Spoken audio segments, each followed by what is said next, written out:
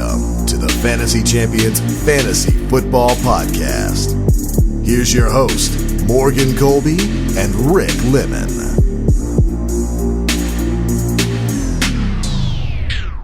Welcome to the Fantasy Champions Fantasy Football Podcast. I think I'm getting better at the talking into the microphone thing and not screaming and ripping people's ears off. I would say. Not. He says, I'm not. It is Wednesday, September 11th. My name is Morgan Colby. Got Rick Lemon right across from me. What's up? Today we discuss our Week 1 booms and busts, as well as trade targets. We also break down some weekly matchups heading into Week 2. Wow. Wow. I just let I'm usually the one that sneeze sneezes. go. Before we get into our booms and busts, be sure to check out our website, thefantasychampions.com. Follow us on Twitter and Instagram at the FF Champs on Twitter, at the Fantasy Champions on Instagram. Like us on Facebook at facebook.com/the Fantasy Champions. Subscribe wherever you listen: Apple Podcasts, Spotify, Stitcher, YouTube. Make sure you leave a comment, click the bell for notifications, leave a review, share this podcast with your friends. Yes.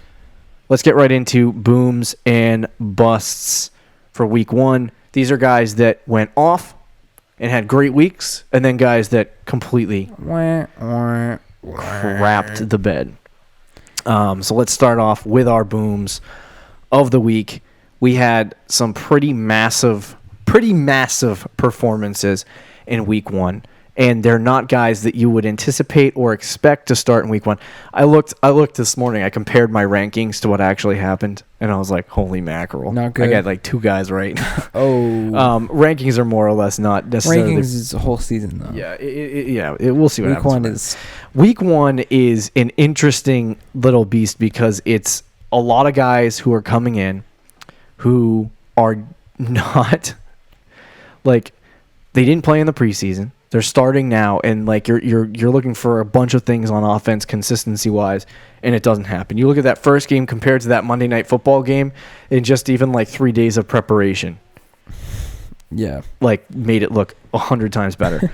So a lot of the guys on this list were completely shocking, at least to us. We'll start off with Sammy Watkins. 42 fantasy points. 42 fantasy points. Led the entire fantasy football half PPR world. That's ridiculous. 3 receiving touchdowns and pretty much 200 yards. How many receptions did he do that on? 9, I think. Dang. He's an absolute machine on Sunday. Most of that was when Reek Hill left the game. Mm-hmm. But there was the situation where he played without Tyreek Hill on the field. And Sammy Watkins was able to put up a bunch of fantasy points and be elite. I thought he might be. I mean, he's been a wide receiver 1 on a team before. Not necessarily, not in fantasy, but like the number 1 wide receiver on the depth chart on a team before. And so I think he has the capability of doing it, but he's notorious for busting on a regular basis. Yeah, he is, but he is also the number 1 wide receiver right now with Patrick Mahomes as his quarterback. So yeah, we'll see. I mean, the week he had, he's not going to do, though, again. 42 points is insane. Right. It's freaking crazy. Christian McCaffrey, 37 fantasy points. My dog. We don't have to talk about him. Eckler had 36.4 fantasy points. Huge game for Is Eckler. this a performance that you could continually see for Austin Eckler? No. Why not? Because that's a lot of fantasy points. I think he'll be good, but he's like that's a lot of fantasy. That's Yeah. RB1. Like, I wonder how many people didn't start Eckler. probably too many. He's like probably too many. Eckler was a massive boom this week. I was going to say this year. I would say he can't continue to do that. I would say 14, 15 fantasy points is what he would do on a weekly basis, which is like 3 points less than the average of like Melvin Gordon. So that's probably where he's going to land. But having a week like that to start the season, that's going to skew a lot of people's love for Austin Eckler. Yeah. Lamar Jackson was a huge success this week. 33.6 fantasy points. in 4-point touchdown leagues. I said you should start him, but I did not expect that. Yeah, I think we both, coming into the season, we had him as a sleeper, a possible breakout player. And Lamar Jackson came out in the game and he shocked everyone because it wasn't his rushing that got him 33 fantasy points. It was his passing. He scored 33 fantasy points on 20 passes. He scored 33 fantasy points in one half. Pretty much. Yeah, pretty much. They put Robert Griffin III in the fourth quarter, so there's that. And in the third quarter, did he even do anything really? I don't know if he did. I think it was just running the football majority of the time. Right, so. He was just spectacular. He's a guy that you're going to want on your fantasy team this year. I would say start him next week against Arizona. Yeah.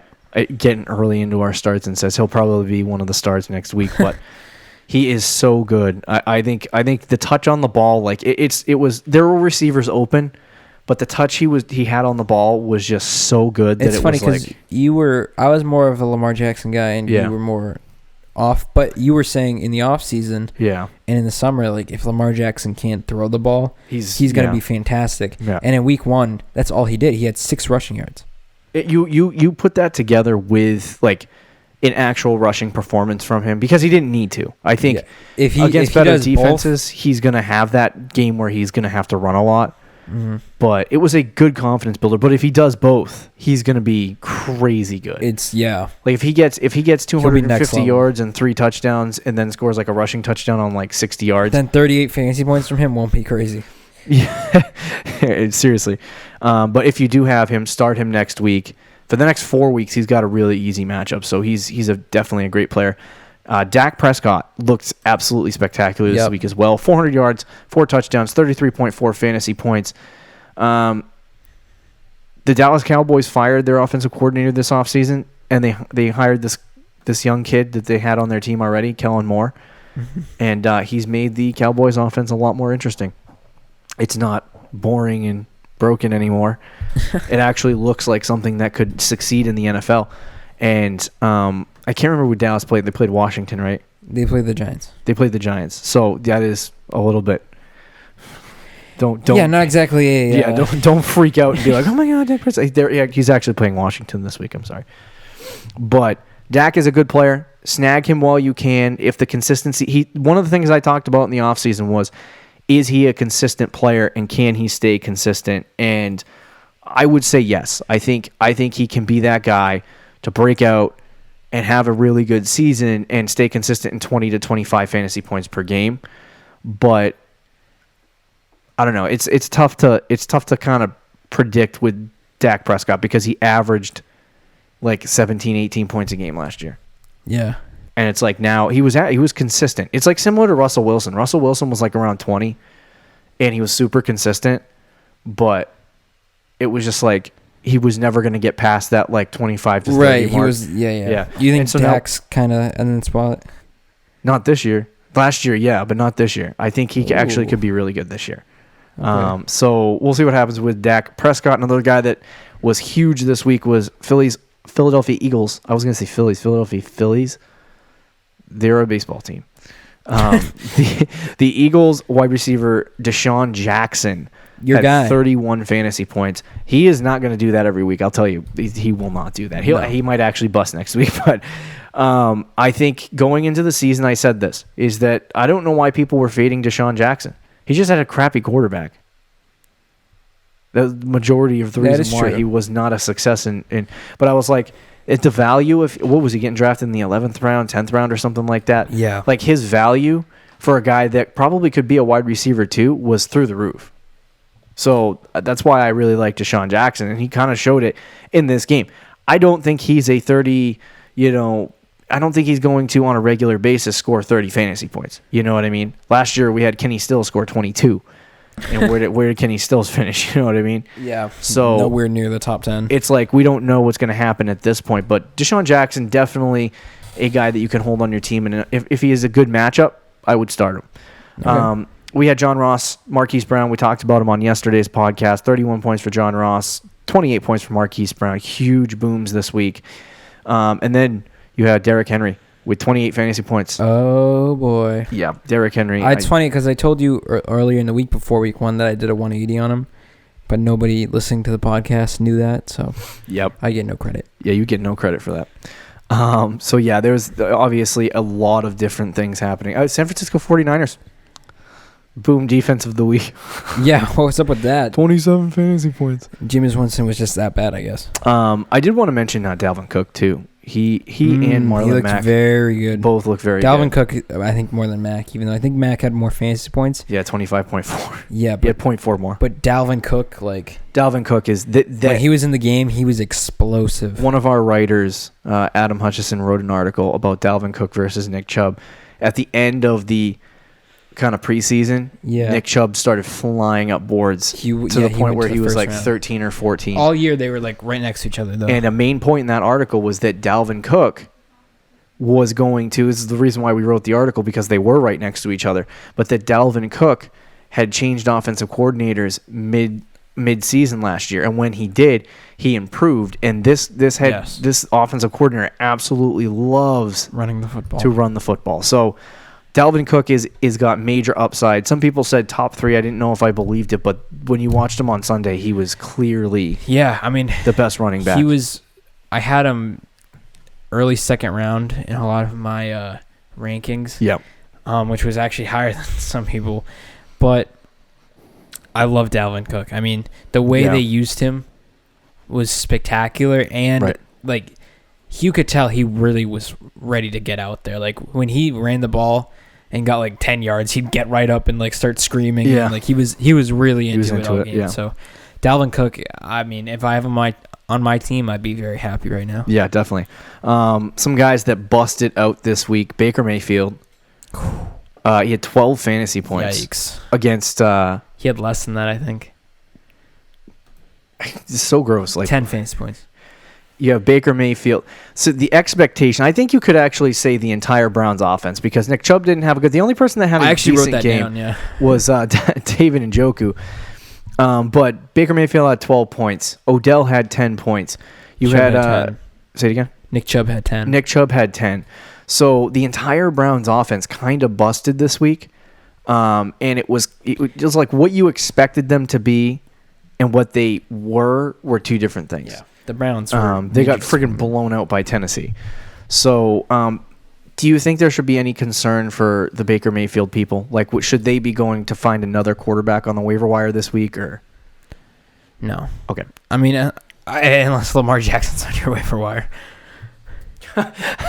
Yeah, that's not the thing. But no, I mean, I wouldn't completely panic on Baker yet. Some other guys at the quarterback position, at least, that busted this week. Aaron Rodgers. Tough matchup. Very tough matchup for him. So I wouldn't. That wasn't really a surprise, honestly. Yeah. I mean, we said that not at all. Last week's show that not to start Aaron Rodgers because he was playing against the Bears. So a lot of it was weird because you saw all of the with the exception of the tight end, you saw all of the Browns offense bust. But you could also say you saw all of the Atlanta Falcons offense bust. Oh, yep, same thing, yeah. Yeah, well, you got Matt Ryan. He ended up finishing. He actually 20 points, I think. He got trashed. He got a trash time touchdown to Julio Jones. Right. Julio had 12 points, and then Freeman had like 2 or 3. So those guys were massive busts this week. If you started them in your lineup, especially it was Freeman. Like, dude, that's not. Yeah. Julio and Matt Ryan weren't what you want them to be, but they weren't like killers. And like we Freeman told was you, a killer. Like we told you, Jared Goff was not a good start this week. Nope. 10 fantasy points against the Carolina Panthers defense. Not a good start for him. I think you have to continue to watch Jared Goff and where he ends up, in terms of matchup and in terms of where he's playing. Like this week, he has a good matchup against a team at home. I think he's facing the Saints. So it's a decent matchup at home. Yeah. And it's like he shouldn't explode because the Saints are not terrible, but he should get like 20 fantasy. He should be right around that area. So yeah, I mean, I think Aaron Jones 4 fantasy points. He had a bust week. Yep. David Montgomery, I talked about him yesterday. He had around 5 fantasy points. Yep, so 5 fantasy points. Him and Aaron Jones completely blew. Johnson. Kerryon Johnson had 4, right? He had 7, actually. 7. So he busted. Would you consider Leonard Fournette with 9 points a bust? He actually had 12, but he fumbled. Well, that's still 9 fantasy points then. I like to look at the Braid side and take away the ridiculous. Yeah, that's probably a bust, but not as bad as like Freeman or Aaron Jones. Right. So a lot of these guys that we're talking about, a lot of good players busted this week. You saw Tyreek Hill, Mike Evans, James Conner. A lot of like top players that you drafted and expected to be. Even Todd Gurley had like what 10, 11 points. Yeah, half PPR. He would have had 20 if they gave him the ball in the red zone. Yep, but we're gonna be saying that a lot this all year, season. Phillip Lindsay busted. We've been talking about Phillip Lindsay being a bust candidate on our show for months now. Brandon Cooks had, and Brandon Cooks too. That was a bust candidate this year too. Maybe that sticks. How many fantasy points did he have? 5. Wow. See, Cooper Kupp had 8. And Robert Woods had, I think it was 12. Woods was definitely 12.6. I mean, if you watch the game, Woods is the receiver on that team. Like he's the main guy. I like Cooper Kupp, but Cooper Kupp is not as he'll get back into it. He had the ACL injury he had is going to be hard for him to. It was like 10 months ago, so it's going to be hard for him to get involved. It'll be difficult for him. But I think the clear guy to not finish as a wide receiver 2 this year and be a bust is probably Brandon Cooks. Through week 1 at least. Yeah, through week 1 we were right. So yeah, and then obviously the wide receivers that I just mentioned, Tyreek Hill and Mike Evans, lots of busts this week. So. This is what I'm talking about. Week 1 being a weird week in fantasy football. It's so strange to go out and expect to win your fantasy game and then have guys that should be playing well not play well. Yeah, week 1 because they're shaking off the rust. Week 1 is always tough though. I mean, last year was the same thing. So yeah, exactly the same thing. There was like guys like I could list Elijah McGuire finished in the top 10 among running backs. Kenny Stills finished in the top 10. Ryan Fitzpatrick was the number 1 player. So it's like. Just be careful with what you're really subscribing to in that context. Right. But let's move into some trade targets for this season. These are players you want to buy. These are players that you want to sell. We're going to go through them really quickly. Top 3 buy players or top 4 buy players, 2 running backs, 2 wide receivers are Aaron Jones. Who we just talked about, busted out really badly last week. He played Chicago, which was a great defense. Yep. He only had 13 carries, but Jamal Williams had 5 carries and did not get a single yard. So it's very clear Aaron Jones is still the lead back there. Yeah. I would buy him. Somebody's owning him right now and saw that he had 5 fantasy points. And was like, I got to get rid of this guy. He's a bust. But he really just had a bad matchup. I wouldn't worry about Aaron Jones too much. I would go get him. Right. I think the snap percentage for Green Bay's running backs was 38 for Aaron Jones, 26 for Jamal Williams.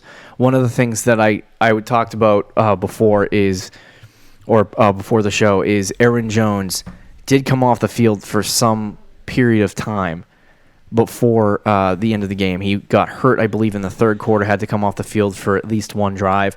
And in that drive, it was about 4 or 5 snaps or something like that went to Jamal Williams instead of Aaron Jones. And in those snaps, he got like 2 or 3 carries that would have gone to Aaron Jones. And I think that the percentages are probably going to be more around the line, more along the lines of 62-42, but they were 59-41. So if you're worried about Aaron Jones being in a committee, I wouldn't be super concerned about that. I still think he's going to get 17 to 18 touches a game probably. So I think a lot of people were right after that game, the instant reaction was RB2. He's not going to get it. He's splitting time with Jamal Williams. Jamal Williams was out there more than you would want him to be, but yeah. So I think if you're buying Aaron Jones, that's the reason why to buy him. If you own Aaron Jones, that's the reason why not to sell him. You know what I mean? Hold on to him. The guys that we list here are guys that you're going to want to either, if you own them, hold. If you don't have them, buy them. Right. So Aaron Jones, definitely one of the buys. I don't know if you have any more thoughts on Aaron Jones. No, I mean, you pretty much hit on it. Everybody was really freaking out, too, with the snaps. Jamal Williams had more snaps in the first half. Yeah. But in the second half, Aaron Jones was the obvious guy. And the only time Jamal Williams was even out there was when Aaron Jones got hurt in the third quarter. No, it's true. It's true. So we keep going back to Thursday Night Football. Oh, yeah? A terrible game. It's your boy. My David Montgomery. I think there was a lot of hype surrounding Monty going into that game, and I think it was the excitement of Game 1 of the NFL season, the excitement of Thursday Night Football, the excitement of finally seeing real football, and I think we went into that game anticipating that David Montgomery was going to get 60-70% of the workload in Chicago, and he just didn't. You know what I mean? And I think at this point, David Montgomery might not change for next week. He might get 45% of the snaps. He might get 50% of the snaps next week. It's going to progressively get larger and larger as the season goes along. At some point, David Montgomery is going to get to the point where he's startable again. Mm-hmm. At this point, after looking at that game, I'm not going to start him until I know he's good. He's talented. He looked like the best running back on that team. Yeah. He's the clear RB1 on the team. They like him a lot. Like they really do. Didn't use him. They didn't use it. It's I think it's just like it's one of those things where it's like veteran, like they wanted to give the veteran the workload. I hope so. And like I would definitely buy him though, because somebody drafted him and had no idea who he was, and just drafted him because they're like, oh, he's a rookie. Yeah. And then he had one bad week, and people are just going to dump him. Yeah. So I would definitely buy him. But you're even safe to, if you don't want to sell him this week. If you don't want to buy him this week yet, you could easily get away with doing 2 or 3 weeks. But I think the time is limited because at some point Monty's going to score a touchdown and get 15 fantasy points, and somebody thinks they're going to have an RB1. You know what I mean? Yeah. So buy Monty, get him on your team, slap him on your bench, hold on to him, and wait till he is great. Buy low. Mike Evans, 3 fantasy points. 2 catches. 26 yards. You mentioned an illness. Yes. Mike Evans going into the game had an illness and was, I think, a game time decision, actually. Yeah. So he was sick on Friday, I believe. Yes, he was sick all weekend. And then he had a bad game. And people are going to see that 2 catches. The reason, even if the person is like smart, obviously, they're not going to just trade Mike Evans. But this is the lowest his value will be all season. 100%. He's not going to get 3 fantasy points again this season. Not at all. So if you are going to buy a top end receiver, get Mike Evans, and now is the time to do it. I agree. I think Mike Evans is definitely a buy low candidate right now. I think that people who don't pay attention are going to be like, oh, yeah, Mike Evans didn't do what I wanted him to do, and they're not going to know why. You know what I mean? And they're not going to do any research as to figure out why. They're just going to sell him right away because they think Mike Evans is a trash can. So that's when you jump in, you buy low, you get a wide receiver 1. If you need a wide receiver 1, there you go. If you're trying to build a super team, there's another great way to go. Our number 2 and final buy of the week is Juju Smith-Schuster. Coming into this game, I talked about it. The New England Patriots take away your best weapon, and the best weapon of the Pittsburgh Steelers is Juju Smith-Schuster and James Conner, and both of them busted out this week. Yeah. But Juju had a decent game. If he had caught a touchdown, he probably would have gotten 16 or 17 Yeah, if he had points. a touchdown, would have been solid. So he wouldn't be on this list. He would not be on this list. But I think going into the game against the Pats, you knew he was going to have a tough week. And it's making the Juju Smith-Schuster owner question whether this guy is an RB1 or not. Can he be an efficient... I'm sorry, I didn't mean to say RB1. I meant to say wide receiver 1. I was going to say. They don't think they drafted him as a wide receiver 1, and they don't think he's going to be a wide receiver 1 because he finished in the top 8, and Antonio Brown's gone, and a lot of the talk is, he's not good against number 1 cornerbacks. Right. So I think everything is going to kind of come against Juju, and he's still a top 5 wide receiver. He's still really good. Mm-hmm. So if you can get Juju now, do it. But otherwise, just hold on to him if you have him already and stick with it. Yeah. I don't know if you had any more thoughts on Juju. Juju's kind of similar to Mike Evans, where it's like 10 points is actually not terrible, but if you are going to buy a receiver who can be a top 5 fantasy receiver, now's the time to do it and go get Juju. Because people are going to look at what he did last year and be like, oh, so he's like a low-end WR1, high-end WR2. Now would be a good time to buy him if you have somebody who really had a great week this week that is probably not going to do that again. going on in the rest of the season, which are some guys we might be talking about very soon here. But you can package one of those guys. Yep. And maybe another starter and try to go get Juju. Yep. Here are 4 sells of the week. Austin Eckler, like we said earlier, 36 fantasy points. He's a sell candidate. Sell him high. Sell him while he's hot. Austin Eckler, I like him. Like him a lot. 36 fantasy points in half PPR is not going to happen again. Sell him. Probably not going to happen again. There are people that are going to get real sweaty. They're going to be like, "Oh, the new Melvin Gordon." Right, and that's your sales pitch. This dude is replacing Melvin Gordon. He's about to be a top 5 running back. Tell that to teams. And in reality, that's not the case. But you can use that as a selling pitch. I like Eckler, and I like him at your flex spot, especially if Melvin Gordon is out for the whole season. Right. But there's a chance Melvin Gordon comes back, and if that happens, Eckler is not useless, but he becomes a bench player. Now's the time to sell him. He's not going to get 36 fantasy points again anytime in the near future. He's not going to get 36 fantasy points.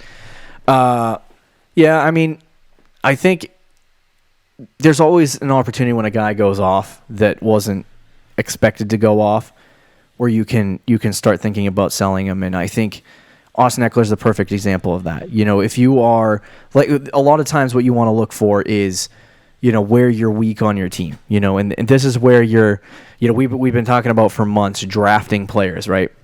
And building the core structure of your team.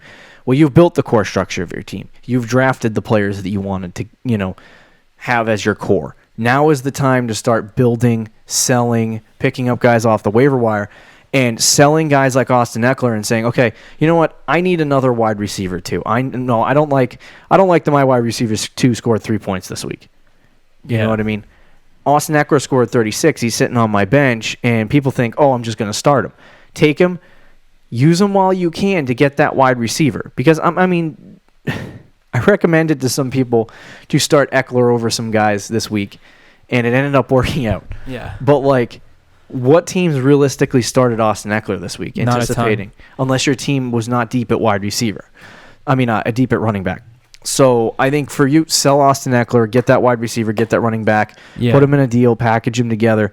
It's all about getting those really big players. So number 2, Derrick Henry.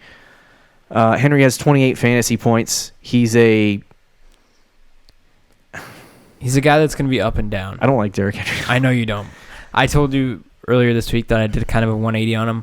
I do like him now. I don't love him, though, and I don't think he's going to get 28 fantasy points and be an RB1 every week. Yeah. I think he's a good flex, but right now he finished as the 3rd running back in half PPR for this week. Sell him while he's an RB1 because I don't think he's going to finish like that. He's a guy who's going to get some weeks where he gets 20-plus points and then other weeks where he gets 6 or 7 fantasy points. Right. The catches and receptions limit him in half PPR and PPR. If you're in a standard league, I think it's a little different. Yeah. But if you're in a PPR, half PPR league, I would definitely sell Derrick Henry while his value is at its peak right now. I do not like Derrick Henry, but if I had Derrick Henry on my team and he scored 28 fantasy points, I'd be trying to sell him right now to get a wide receiver 1. Yeah. I'd be packaging. Dude, if I had Derrick Henry and Eckler, I'm offering that for Juju right together. Now. Yeah, people are like, I just got 2 RB1s, guys. Derrick Henry, I think I talked about this before. He's a guy that you need to scratch the surface on. You need to wipe the dirt away a little bit and figure out what he actually is. You know what I mean? And when you polish him off, he's realistically an RB2. That's where he's going to land at the end of this season. That's where he's going to be, and that's the type of player that he is. He cannot be a top 3 running back. I saw some people project him to be top 3, top 5. Top 7 even. I don't think he can be an RB1 this year, and I think that, yes, he had 1 good game, but those are going to be few and far between. I think you take away that 1 reception for 75 yards and a touchdown, and it takes away half of his fantasy points. Yeah. So I think that is a reality that you have to look at for Derrick Henry. If you are an owner of Derrick Henry, you got to sell now before he does have that 6-point week and you don't have any value in him anymore. Right. So sell Derrick Henry. Another guy, you said to hold off on this guy for a week. I don't think you can hold off on him for a week. Sammy Watkins had 42 half PPR fantasy points. He is not going to score 42 fantasy points again. No. That is your opportunity to say, this guy's a beast, and sell him as a 42 fantasy point. Yes. Literally, the guy will probably finish with like 180 fantasy points, and 42 of them came in one game.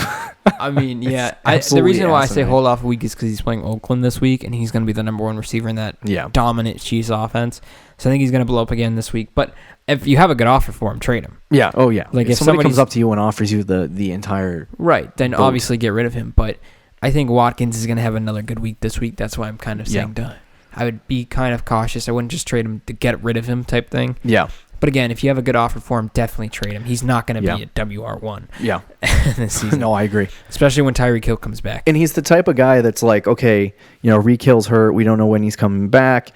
If you need running backs and you have Sammy Watkins, then go after it and try to sell. You know what I mean? Get a running back on your team. Use these pieces to start building that team. And the final one is T.Y. Hilton. Yes. Hilton kind of shocked everyone with 24 fantasy points. Like, do you remember when Andrew Luck retired? I honestly, I was one of those people that was like, I would draft Hilton, but only if he really falls. Yeah. Like I was kind of fading. Like everyone said, he can't be a wide receiver 1. I don't know what he really is. I still don't think he'd be wide receiver 1. He was 10 with Andrew Luck. He looks a lot better. Like Jacoby Brissett looks a lot better when Andrew Luck was like out the first time. The fifth time. That time he was, which one it was. In what was it, 2 years ago? Yeah. That Brissett, that was like his second or third year in the league. He wasn't polished. He at this point in Jacoby Brissett's career, he's been a backup for a few years. He kind of I honestly don't hate Jacoby Brissett, but he's not Andrew Luck. Right. No, he's not Andrew Luck at all. And one of T.Y. Hilton's touchdowns came at the very end of the game too.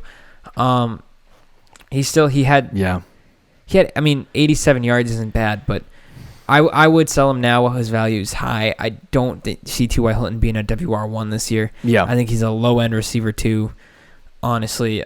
So I would definitely move on from him now. I don't see him getting 24 fantasy points again anytime in the near future. They're playing Tennessee this week too. Yeah. So I wouldn't expect much from T.Y. Hilton this week. So yeah, don't hate him again. It is Wednesday. And you need to sell T.Y. Hilton before Sunday happens. Yeah, I would. Like, I would make it a goal and a mission to try to sell. Especially, don't make a bad deal trying to get rid of him. Don't trade him just to trade him. But obviously, his value is high right now. So it would be a good time to move on from him. Right. That'll do it for our top 3. I keep saying top 3 because it's written in my notes because I'm a buffoon. Our top 4 buys and sells at each position for running back and wide receiver. Let's move into our weekly matchup breakdown, part 1. We're going to go over 8 matchups really quickly, starting with the Thursday night preview. I don't even know why. Like, if you want to sell people on watching football on Thursday night, why do you put such trash? I like the. I mean, I don't think the Panthers are a bad football team. But Tampa's not really that good. I mean, I guess it's not that bad of a game. It could be worse. It could be worse. I want to go later in the season and figure out what. It shouldn't be a prime time game. So the Buccaneers are facing the Panthers in Carolina. The over/under for that game is 49.5, which is relatively high scoring considering that Jameis Winston couldn't throw a ball on a barrel last week. Yeah. He looks relatively. This looks like It looks like a route for the Panthers, but Cam Newton looked like a garbage can last week too. So let's start off with the Carolina Panthers. What is your expectation for Cam Newton? Because I literally have him in 3 leagues, and he completely busted out on me. I didn't start him in any of those leagues, though. I think I picked up Jameis Winston, which wasn't even... I mean, yeah. But Cam Newton, I mean, I don't know. What is your expectation for him in this game? Because Tampa is a easier matchup. No, I mean, I think he'll be good this week. I think a lot better than week 1. I don't think he's going to be like a top 5 quarterback fantasy wise or anything, but I think he's going to be worth a start this week, unlike last week where he had 5 fantasy points. You probably don't want to put him in. Yeah. But I think he'll be good. I think the Panthers are going to beat Tampa in this game, which means Cam Newton will probably have a solid game. Christian. I was just going to say I don't expect anything crazy, though. Yeah, I don't expect anything crazy either. I am actually thinking about possibly not even starting him this week, so we'll see what happens. Christian McCaffrey must start. Of course. Don't even... Come on, bro. DJ Moore last week, I think he had 8 points, fantasy points. Yeah. He didn't have he had a bust game in terms of fantasy football, but it was an okay start for him in the season. This is what, to be honest with you, I was excited to see DJ Moore. I was excited to see Curtis Samuel. This is what you can expect from these two, unfortunately. Is this low scoring, like, it's just this is what Cam Newton does to wide receivers. It's true. Like, I don't know why I didn't see that before, but he's as good as he is as a quarterback. You know, he just doesn't throw it enough and get enough yards for guys like DJ Moore. Well, it was also just like, yeah, no, that game. I'm not taking it from one game. I'm just being reminded of the previous season. Right. Curtis Samuel had 4 points. DJ Moore had 8.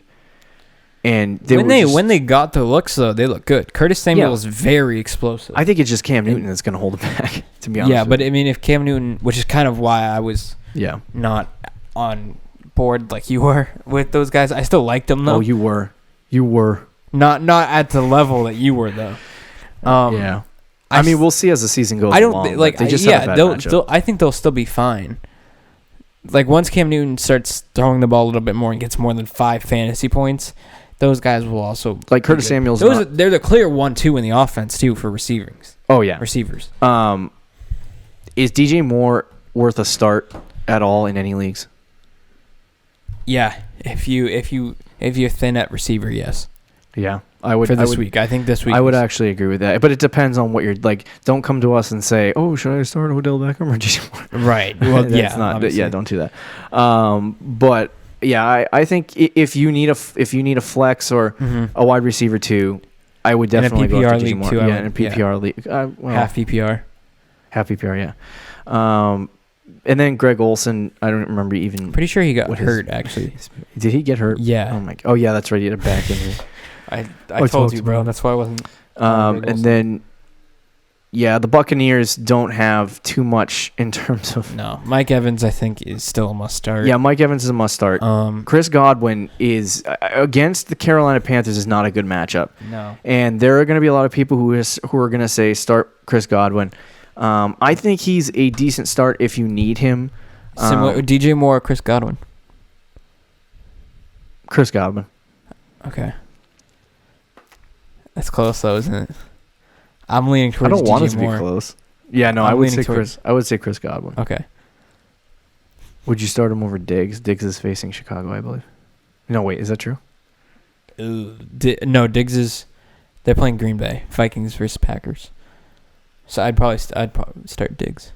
Are you asking this for your own personal fantasy? Collusion. I want to see how the week plays out with that hamstring. Yeah. I got you. I'd keep an eye on that. So Godwin can be a startable asset if you need him. O.J. Howard had 4 points last week. Yeah, not good. He did have a fumble, so it would have been 6. Thinking on the bright side. Yeah. Talking about Leonard Fournette. He had a fumble, all right? He had 12 points. He had a fumble. If you drafted O.J. Howard in like the 5th round, which is where he's going, I'd still probably start him right now. But at this point, weeks 1, 2, and maybe even 3 are the deciding weeks in fantasy football. Yeah. So I would look at O.J. Howard and say, okay, you know what? What is he going to do in the future? I like O.J. Howard, but I just don't. Right now, I'm thinking Mike Evans, Chris Godwin, and then it's O.J. Howard. Yeah, and if that passing game stinks, then it's just not worth having O.J. Howard at this point. But we just don't know. It was one bad game. Like you can't. The whole offense was awful. The whole offense was bad. The one thing I am looking for is the snap percentages between Peyton Barber and Ronald Jones for the next game. That is If Ronald Jones had a good game, and are they going to go with the hot hand? Because if they start to continually give Ronald Jones a little bit more of the work, he could be an absolute beast this season. Mm-hmm. But I mean, temper expectations. He could probably produce as a low end RB2, but like I think it's I want to see Ronald Jones involved more because Peyton Barber is just so bad. Right. So keep an eye on Ronald Jones. Let's move to our next game. The Colts at the Titans. The over-under is 45 points. It looks like Vegas didn't adjust for Jacoby Brissett being a freaking beast. Yeah, they did not. Or they know something we don't. Probably, yes. The 45-point over-under for that game. It doesn't look like it's going to be a high-scoring game. Probably not. In which case, not a lot of fantasy options. No, I mean, the only guy I would start Derrick Henry this week. I know you're kind of... For Tennessee. Yeah. I know you're kind of about him. Other than that... Against Indy? Yes. It's not that great a matchup. I mean, yeah, start Derrick Henry. He 28 points. Yeah. Put him in your starting lineup. I'm just talking about guys you're starting this week. Do you start T.Y. Hilton?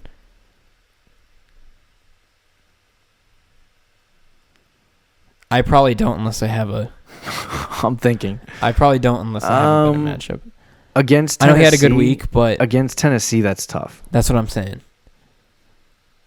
If I don't have any other options, obviously, then yeah. Yeah, I mean, I guess I would start. To me, a lot of teams drafted before Andrew Luck retired. I probably actually would start T.Y. Hilton. Yeah, that's what I was going to say. I would start T.Y. Hilton. It's not like Tennessee stopped wide receivers from being good. No, but they have Malcolm... Butler. Yes, Malcolm Butler. He was such a garbage bag last year. He was, but he was really good in the last week against Cleveland. Corey Davis last week had a nothing burger. How many nothing burgers does he need to put up in a row for you to drop him? Already. he's on the waiver wire already. Don't worry about it. I would hold on to him for one more week just to see what he can be. All right, I guess not. A.J. Brown, I don't expect a lot from him. Yeah. Adam Humphries, definitely don't expect anything from him. Delaney Walker had a good week last week. He did actually. So keep an eye on Delaney Walker. He's facing an Indianapolis Colts defense that has improved and gotten better, but I don't know if Walker can continue to produce in the way that he has. Mariota is not a start, but if he continues to produce the way he did last week, he could actually be a streaming option this year. Yes. It was surprising to see Mariota throw 3 touchdowns again. Yeah, I don't know. I mean, that's a rare sight. Yeah, that's what I was gonna say. I'm like, it's been a while since we saw him throw 1 touchdown, let alone 3. Marlon Mack, obviously a must start. Mm-hmm. When does Jacoby Brissett start being looked at as an option in fantasy football? Because it's not like he had a bad week last week. I think I considered him. I wrote an article about Andrew Luck's retirement. And in the article, I suggested that Jacoby Brissett should be looked at. Yeah. And I think he had... I'm going to pull it up. Jacoby Brissett. Oh, he's kind of down here. He had 18.5 fantasy points. Yep. It's not terrible. I think if he has another week where he gets around 20 points, you could take a look at him. Yeah, definitely. The only other thing I would say is Eric Ebron. Dudes, don't start him. Please, for the love of God. Don't start Eric Ebron. Don't start Eric Ebron. Let's move to our next game. Chargers at Lions. 48-point over-under. That's a high-scoring affair. Yep. I guess. That should be interesting. I think Austin Eckler does have another good week. Yeah. Gets about 20 fantasy points. I'm looking at... That's a lot of fantasy points, my dude. I know. 15 to 20. He's like, I'll adjust. Justin the Jackson. Lions blow. I'm going to be... Yeah, that's what I'm saying. Well, they're not that bad. I don't know. I'm overreacting about everything in week 1. They won. Oh, no, they tied. Sorry. No, they tied. I'm looking at Justin Jackson this week. I'm interested to see how much they use him. Yeah. They didn't use him a lot in week 1. 25%. But when he was out there, he was pretty solid. So yeah, I'm going to see if they use him more. Keenan Allen was spectacular. Yeah. Last week, 22 fantasy points. I love Keenan Allen this year. I've been saying that since without August. Melvin Gordon on the field, he becomes so much more valuable. Yeah, he's a WR1. Honestly. Yeah. 100%. I would obviously start him this week. What about Mike Williams? He's been dealing with some injuries. Yeah, I mean, we're gonna see. He did leave the game last week, so I want to see what the injury report ends up being and if he plays and everything like that. If he's 100% healthy and out there, I would still. I don't love him. Yeah. But yeah. Right. I might consider starting him if I don't have any other options. Hunter Henry becomes a start. Yes, Hunter Henry, definitely. I would ride him until he busts. He had, like 80, 70 yards? Yeah. Something like that? I think this is another situation where you have a talented tight end, but a lot of receiving options. So I think that's a situation that you got to keep your eye on. But Phillip Rivers last week surprised in his performance. Putting up, I think it was like 26 fantasy points or something like that. Very, very solid. So going up against the Lions, he does he have any value? Actually, yeah. Just because Kyler Murray. There are teams that own him, and I'm like, wait a minute. Kyler Murray had like 23 fantasy points, right? Yes, 22, I believe. 22, 23. So I could see Phillip Rivers getting about that. Yeah. So I mean, yeah. Detroit's not a great defense. So. No, they're not a good defense. No, they're not. I mean, no, they're not. Mediocre. All right, middle of the pack. They're not that good. We talked about this before a little bit. An early starter sit question: would you start Hawk this week? No. Okay. You told the people to pick up Danny Amendola. Well, yes. Does Danny Amendola to a point have startable value this week? All right, yeah, because I would say if you are picking him up, stash him away. Full PPR? No. he's like full PPR? Hesitates for the effect? No. Danny Amendola, though, I think is if you do pick him up, he's like one of those deep. If you miss out on other receivers in the waiver wire, if you missed out, he's there. Guys. You can grab him if you need. He's probably still out there. So. I think he's a guy to keep an eye on in this game, just as an option. But he's the third wide receiver on the team, so it's like right. How much do you expect from him in an offense that doesn't? I mean, they pass a good amount, but they're not like crazy, and they have Hawkinson, so it's like. I don't know. Kenny Golladay would you start Kenny Golladay in any leagues after he had 12 points last week, 4 receptions, 40 yards, and a touchdown? You would? Yeah. I wouldn't have Marvin Jones had 10 points. Yeah. Yeah, I wouldn't have crazy expectations. Who would you, out of some of these WR2s that we've talked about, like DJ Moore, Chris Godwin, T.Y. Hilton, or Kenny Golladay, who's your favorite? T.Y. Hilton, probably. Okay. Because I don't even know if after the week he had, T.Y. Hilton's probably low. I'd probably say Kenny Golladay, actually. Interesting. Kerryon Johnson, guy to keep an eye on. The snap percentage. For me personally. Yeah, for you personally. His snap percentage was interesting. Matt Stafford is also a guy that you should take a look at on the waiver wire if you're in a deep QB. I probably wouldn't start him. I wouldn't start him this week, but take a look at him on the waiver wire. Keep an eye on him. Put him on the watch list. Put him on the watch list. What's our next game here? We got the Bills at the Giants. 43-point over/under, low scoring game. This is gonna be not a good fantasy game. No, sir. Obviously the only guy I think Barkley and Ingram you have to start. Evan Ingram, for the Giants. For the Bills, it's gonna be interesting to see how they use Devin Singletary. To see if they kind of. He was out there a lot during the game, but he only had 8 carries? Yeah. Something like that. I'm going to look that up. For how many carries he got in a week? No, I think he had 4. Was it really only 4? Yeah. He had 4 runs and 4 catches, 8 touches. Wow. Yep.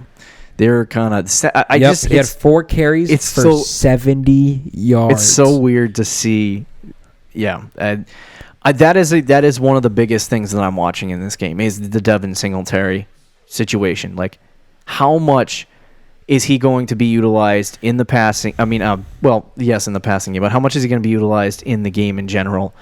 After he gets 70% of the snaps last week and then goes into this game, that to me only shows you that this is where they're going to go. You know what I mean? This guy's the direction they're going to go, and so I'm keeping an eye on him. I really want to start him this year because I own him in many leagues. Yes. I'd love to have him as a starter. Eli Manning is a garbage can. Saquon Barkley is a must start. I heard Sterling Shepard had some injury issues, I believe. Yes, he did. So we'll see how that plays out. Keep an eye on that, unless you're planning on starting it's going to be a sleeper for this week. Yeah. Potential start, Josh Allen. Good matchup against the Giants. Really? Yes. You love the Josh Allen take. It's burning in your soul. They scored 17 points against the Jets. The Jets defense is good, though, right? The Dak Prescott got 37 points against the Giants. So okay, all right, yeah. You know what? Well, I'm not saying Josh Allen's gonna be a top 5 fantasy quarterback this week, but if you have a very bad quarterback matchup, or you're looking for a quarterback, I think Josh Allen could be a good play this week. Another interesting guy to keep an eye on is John Brown. Yes, John Brown and Cole Beasley. I keep an eye on those two guys. Don't start John Brown yet. I wouldn't either, yeah. He had 21 points. Wait to see if he's going to actually be that. if he gets another 10 targets a game, if he gets 10 targets and he only like produces like 8 or 9 fantasy points, at least he got 10 targets, and so he might be somebody in the future that you can look exactly towards. Yeah. So keep an eye on him. It's going to be a low scoring affair, so don't expect probably not a crazy a lot of scoring. Yeah, that is like 21 points apiece. It probably will be a 20 to 17 type game. Cardinals at Ravens, over under is 47 points. We get to see the return of Lamar Jackson. And see if he can actually do like what he did last week again. If he doesn't, it's going to be an interesting. If he flops this week, what do people begin thinking about Lamar Jackson? Because I would, after like sailing that high and scoring 49 something points, and then coming out this week and just being a complete and utter bust would be rather interesting. I think he's a must. He is a must start this week. He is. But I mean, if he does have a bad week, though, it's like he goes right back to where he was before the season. Oh yeah. I think it'll be.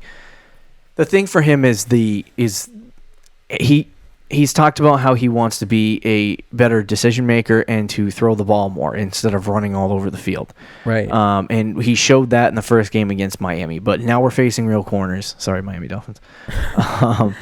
We're facing real corners, and we'll see how Lamar Jackson responds. Now, granted, Arizona's defense is still not that good. No, it's probably bottom. Yeah, but they got good cornerbacks though. Patrick Peterson is suspended.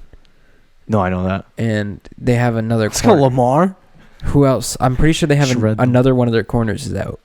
Yeah, I know. I could be wrong, but yeah. So I mean, it's not like they're. Sorry. It's still a bottom 5 defense. Keep an eye on the snap percentages between Mark Ingram, Justice Hill, and Gus Edwards this week. Yes. Because it's going to give you, as the next 2 or 3 weeks go along, it's going to give you a clearer picture as to who they want to go with long term as their running back. I think Marquise Brown, if there's any game that you're going to start Marquise Brown this year, it would probably be against Arizona. But I think it's too much of a risk at this point because you're looking at him going, okay, he only played 8 snaps last game. And yes, he put together a very good performance on those 8 snaps. Yeah. But I do not expect him to come out in this game and put up a lot. Like, he gets 1 fantasy point, it doesn't surprise me in the least. Right. And then Mark Andrews is I think at this point a must start in this game. If you have him on your roster. You asked me about Hawkinson. I said no. Andrews, I'd say yes. Yeah, Andrews put him in your lineup. Mark Andrews Kyler Murray had a good game last week. Yeah. Against the Baltimore Ravens. Do not start him. No, do not get sweaty. Yeah. David Johnson's got a really tough matchup. This is all bad for Arizona. Like, they're coming off this nice little nice little comeback tie. Yeah, if you want to say that. The Ravens are going to be extremely tough. I honestly, outside of David Johnson, every single player on this team is non-startable. Yep. If you have Christian Kirk, Larry Fitzgerald, don't get excited about Fitzgerald's performance and Christian Kirk. Like, they're not going to have a good week. Baltimore's defense is just too good. Yeah. Let's move on to the next game. The Patriots at the Dolphins, 1 p.m., 47 and a half. Boy. Over, under. Over. He's like, over. Yeah, I would take the over, too. Tom Brady had 28 fantasy points last week. Does Tom Brady get 28 fantasy points again? Here's the problem. Does Tom Brady play in the second half? I think if Tom Brady doesn't play in the second half, he threw 6 touchdowns. That's true, too. Yeah, I think he's gonna get like. Here's honestly what I think. He's gonna get 20 plus fantasy. Honestly, what I think is gonna happen in this game. Baltimore was able to have their way against the Miami Dolphins defense on the ground. And they were able to put together a very good rushing attack. I think they ran the ball like 30 plus times. And they only passed it 20. So it looked like a very high scoring, like, passing affair of 20. They were passing. They weren't passing. They did throw the ball a little bit more because when RG3 came in, I think he had a touchdown pass. But the whole, yeah. But I think for the Patriots, they're going to bring Sony Michel in. This is a game to get your confidence back. I think Sony Michel could get 15 to 20 carries. And I think that he could have a really good game this week. Either that or they just completely go away. I'm not predicting anything for the New England Patriots, all right? So I'm not telling you to start Sony Michel. If he had a bad week and you don't want to start him and it doesn't feel good in your gut, then don't start him. Yeah. But for me, I think they're going to go to Sony a lot this week. I think that's they're facing Miami. There's no reason for the Patriots. If Sony doesn't have a good week again this week, though, he's done.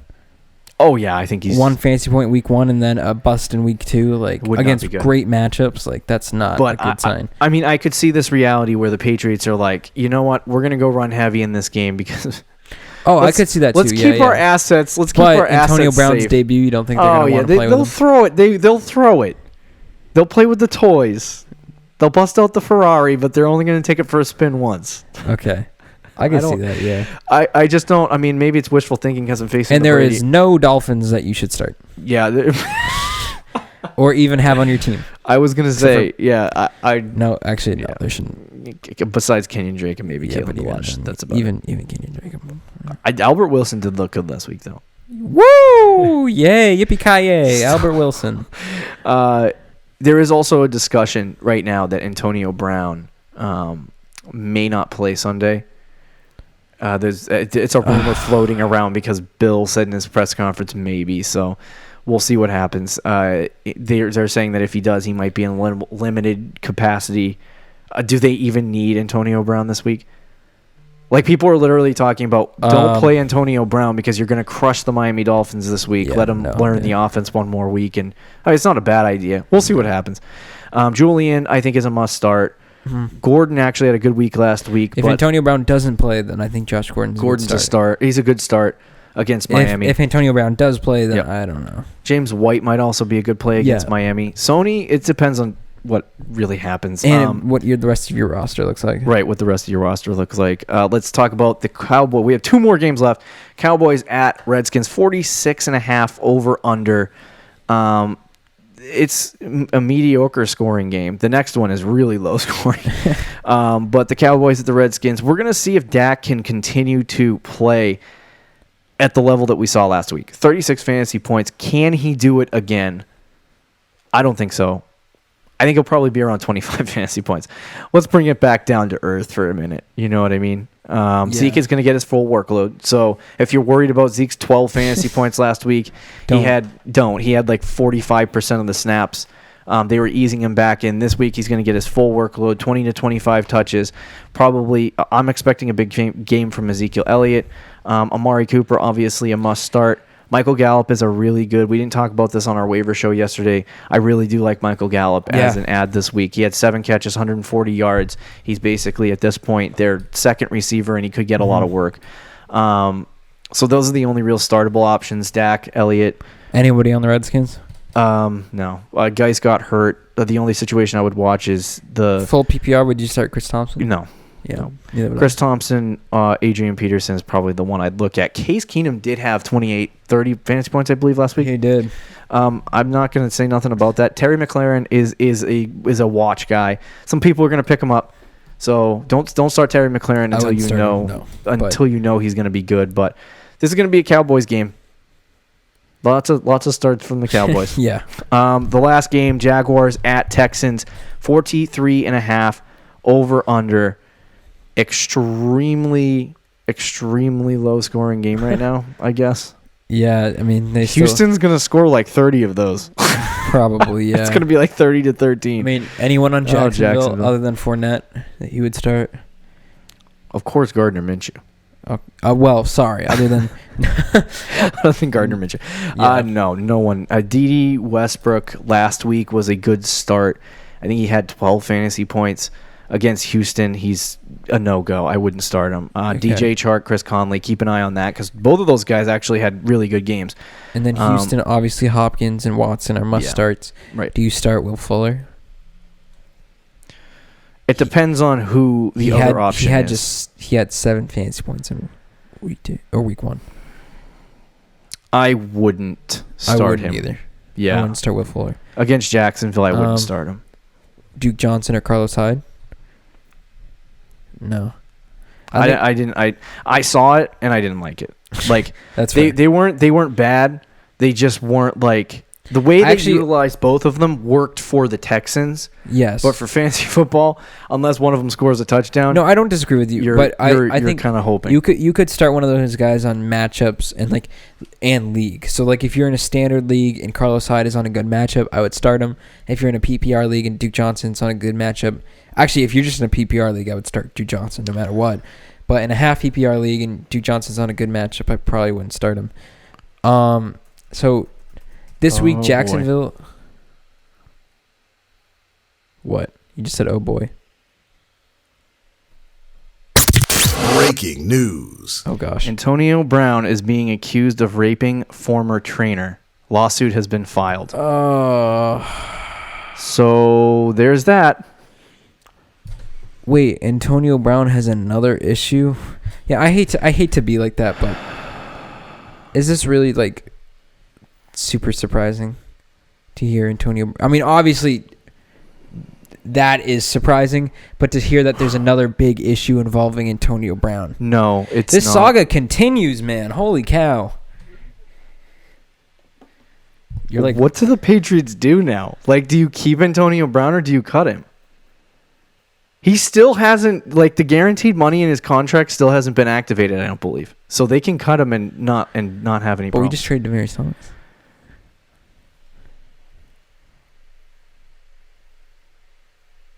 I don't have any information on this besides the report, like, that I'm reading in front of me. This is bizarre. Interesting news that we are recording this on Tuesday, by the way. On Tuesday. Wow. All right. We'll see what they do with Antonio Brown. I guess he's literally Josh Gordon's a good play this week. Josh Gordon's a good play this week. We'll see you later, fantasy champs. That's yeah. I guess that's how we'll end it. That'll do it for our first half of our weekly matchup breakdowns. Tomorrow we're going to go over the rest of them, starts and sits. And go through a lot of stuff. Be sure to listen on tomorrow's episode. Do you have any closing thoughts for us, boss? I'm sorry. I'm just shook right now with what I just saw. Shook. Honestly, Josh Gordon becomes a good start. Call that guy up. Call that guy up. This is going to be a very interesting situation. And once again, the Antonio Brown soap opera continues. Don't forget to check out our website, thefantasychampions.com. Follow us on Instagram and Twitter. Talk to you tomorrow, Fantasy Champs. Peace out. Thank you for listening to the Fantasy Champions podcast. Make sure you subscribe on iTunes and YouTube and follow us on Twitter @TheFFChamps.